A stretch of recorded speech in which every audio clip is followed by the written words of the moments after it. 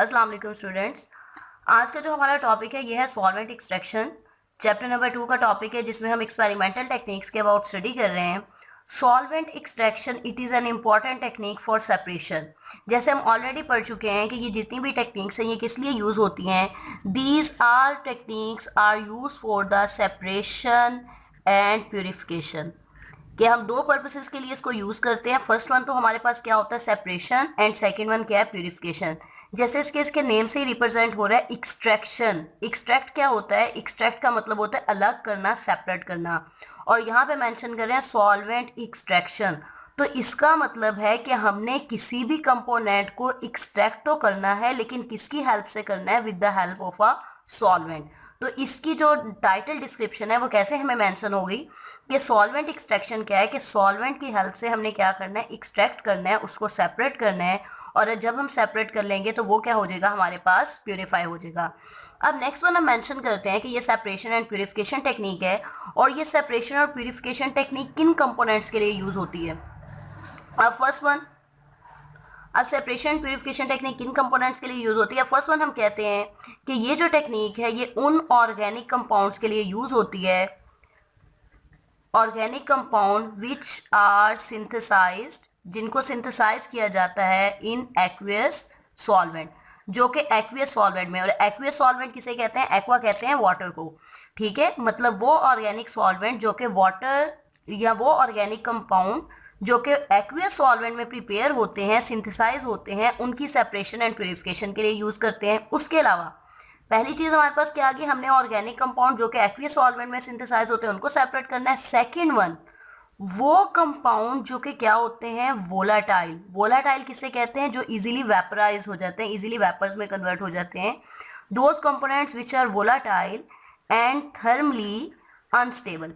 क्या मतलब है थर्मली अनस्टेबल, थर्म कहते हैं हीट को, और थर्मली अनस्टेबल का मतलब है कि जैसे हम हीट करें, अनस्टेबल मीन कि वो हीट में अपने आप को मेंटेन ना रख पाए, जैसे उसको हीट दी जाए वो डिकम्पोज हो जाए, तो उसे हम कहते हैं थर्मली अनस्टेबल। क्योंकि सॉल्वेंट एक्सट्रैक्शन में ना तो कोई वोलाटाइल, ना ही तो कोई जो ऑपरेटस होता है वो ओपन होता है कि वो इजीली वेपर्स बन जाए। और थर्मली अनस्टेबल का मतलब है कि हमने इस प्रोसेस में कोई हीट नहीं देनी होती, क्योंकि अगर हम हीट देंगे तो वो कंपोनेंट डीकम्पोज हो जाएंगे। तो हम क्या करते हैं, जो थर्मली अनस्टेबल कंपाउंड होते हैं जिनको हीट नहीं किया जा सकता, और जो वोलाटाइल होते हैं, उनके लिए हम सॉल्वेंट एक्सट्रैक्शन की टेक्निक यूज करते हैं। ये तो था इसका स्टार्टिंग इंट्रोडक्शन। अब हम आते हैं इसकी बेसिक डेफिनेशन पे, या बेसिक प्रिंसिपल जो है सॉल्वेंट एक्सट्रैक्शन की टेक्निक में यूज होता। मैं पहले इसको एक्सप्लेन करती हूँ, देन इसको मैं समझाती हूँ मैं आपको। अ सल्यूट एक्सट्रैक्टेड, कि हमने क्या करना है, एक सल्यूट को एक्सट्रैक्ट करना है। और ये जो सल्यूट होगा, ये कौन सा सल्यूट होगा, जो ऊपर ऑलरेडी मैं मेंशन कर चुकी हूँ, ये होगा हमारे पास वो ऑर्गेनिक कंपाउंड जो कि एक्वियस सॉल्वेंट में क्या हो चुका है, प्रिपेयर हो चुका है। ठीक है, a solute extracted from a solution, एक सॉल्यूशन से सल्यूट को हमने क्या करना है, अलहदा करना है। और कैसे अलहदा करना है, by shaking the solution with another solvent. Just suppose कर लें, मैं आपको थोड़ा सा समझाती हूँ कि जस्ट सपोज करें कि ये आपके पास क्या है, एक बीकर। ठीक है, इसमें हमारे पास क्या है, एक ऑलरेडी हम मेंशन कर देते हैं कि ये वाटर है, इसको हम कह देंगे एक्वियस सॉल्वेंट है। अब इसमें हमने क्या ऐड किया है, इसमें जस्ट सपोज हमने एक सल्यूट ऐड किया हुआ है। और आपको लास्ट लेक्चर में हम पहले एक्सप्लेन कर चुकी हूँ कि सल्यूट और सॉल्वेंट जब मिलते हैं तो किस चीज़ की फॉर्मेशन होती है, तो ये कन्वर्ट होते हैं किसमें, सॉल्यूशन में। अब ये ऑर्गेनिक कंपाउंड है, फर्ज कर लें कि ये हमारे पास क्या है, वो ऑर्गेनिक कंपाउंड है जिसको हमने सेपरेट करना है। ऑर्गेनिक कंपाउंड वाटर के साथ मिलके किस में कन्वर्ट हो चुका है, सॉल्यूशन में। अब हम इस ऑर्गेनिक कंपाउंड को सेपरेट करना चाहते हैं। अब क्या करेंगे, इसकी डेफिनेशन क्या है कि solute extracted from a solution by shaking the solution. इस सॉल्यूशन को हमने क्या करना है, शेक करना है विद एन अदर सॉल्वेंट।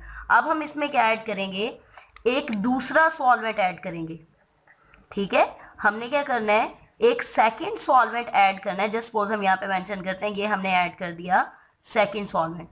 अब जब सेकंड सॉल्वेंट ऐड करेंगे, वो सॉल्वेंट ऐसा होना चाहिए इन विच सल्यूट इज मोर सोलुबल, कि ये जो सल्यूट है ये वाटर की निस्बत ज़्यादा किसमें सोलुबल हो, उस सॉल्वेंट में सोलुबल हो जो कि हमने बाद में ऐड किया है। And solvent does not mix with the solution. यहाँ पे हम तीन चीज़ें मेंशन करते हैं। फर्स्ट वन जो ऑर्गेनिक कंपाउंड है जिसको हमने सेपरेट करना है वो वाटर में डिजोल्व होगा। सेकेंड वन, हमने पहले सोल्यूशन में एक दूसरा सॉल्वेंट ऐड करना है, और वो सॉल्वेंट ऐसा होना चाहिए जो ना तो फर्स्ट सॉल्वेंट के साथ मिक्सअप होता हो और ना ही, और मतलब जस्ट लाइक हम यहाँ पे मेंशन कर सकते हैं कि जो सल्यूट है, solute dissolve more in second solvent, कि जो दूसरा सॉल्वेंट हम ऐड करेंगे सल्यूट ज़्यादा उसमें सोल्युबल होगा, और पहला सॉल्वेंट और दूसरा सॉल्वेंट आपस में क्या होंगे, कंप्लीटली मिसिबल होंगे, इमिसिबल होंगे। जैसे मैं यहाँ पे मेंशन कर दूं कि सॉल्वेंट 1 और जो सॉल्वेंट 2 हैं ये आपस में कंप्लीटली क्या होंगे, इनसॉल्युबल होंगे। जैसे जस्ट लाइक एक एग्जांपल ले लें, वाटर और ऑयल है, एक हमारे पास सॉल्वेंट वाटर है, दूसरा ऑयल है, ये कंप्लीटली आपस में क्या होते हैं, इमिसिबल होते हैं। अब हमारे पास एक एग्जांपल है ईथर एक्सट्रैक्शन। ईथर एक्सट्रैक्शन का मतलब क्या है, शुरू में मेंशन किया था सॉल्वेंट एक्सट्रैक्शन के मीन सॉल्वेंट की मदद से हमने उसको एक्सट्रैक्ट करना है, अलग करना है। अब ईथर एक्सट्रैक्शन, ईथर एक्सट्रैक्शन का क्या मतलब है कि हम ईथर की मदद से इसको सेपरेट कर रहे हैं। अब पहला पॉइंट मैं मेंशन कर रही हूँ, फर्स्ट वन, कि आपके पास क्या है, एक ऑर्गेनिक कंपाउंड है, ठीक है। ऑर्गेनिक कंपाउंड क्या हो चुका है, ऑर्गेनिक कंपाउंड सिंथेसाइज हुआ है। सिंथेसाइज मीन ये तैयार हो चुका है किसमें, एक्वियस मीडियम में। अब ये जो अपरेटस है, इस अपरेटस को क्या नाम दिया जाता है, जो इस मकसद के लिए यूज होता है सॉल्वेंट एक्सट्रैक्शन के लिए, इसे नाम दिया जाता है separating funnel. Separating funnel mean कि ये एक ऐसी फनल है जो कि सेपरेशन के लिए यूज होती है।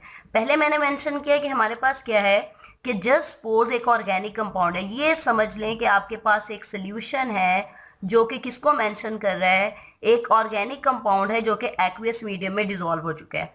यहाँ पे मेंशन करते हैं कि ये लेयर किसको मेंशन कर रही है, ये सल्यूट को। ये जो ऑर्गेनिक कंपाउंड है ये किसके तौर पे एक्ट करेगा, act as a solute. Solute किस में डिसॉल्व हो चुका है, वाटर में, और ये दोनों मिलके क्या बना रहे हैं, सॉल्यूशन, ठीक है। अब हमने क्या करना है, अब हम इस सल्यूट को सेपरेट करना चाहते हैं। अब इस सल्यूट को सेपरेट करने के लिए क्या किया जाएगा, नेक्स्ट पॉइंट में, सेकंड वन, हम क्या लेंगे, एक ऑर्गेनिक सॉल्वेंट लेंगे, ठीक है। अब जस्ट सपोज यहाँ पे जो ऑर्गेनिक सॉल्वेंट हम ले रहे हैं वो कौन सा है, ईथर है।